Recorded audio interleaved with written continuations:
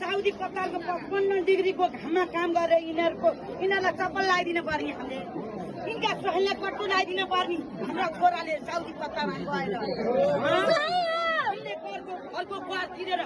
यिनलाई हामीले यिनको छोरी विदेश पठाइदिन पर्ने शेरबहादुरको स्वानी भने मेरो छोराले के गरेर खाओस् हाम्रा छोरा साउदी कतार गएर साउदी कतार गएर खाने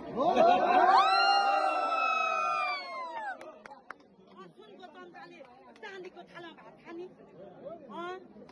यिनको 14-15 रोपनी जग्गामा घर बनाएर राखेको अनि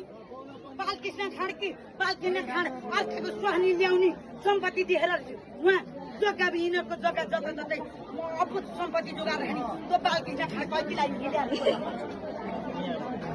नेता केही गर्नु पर्दैन एउटा नेताहरूले एउटा पेस्तोल किनेर ल्याउनु 1000 राउन्डको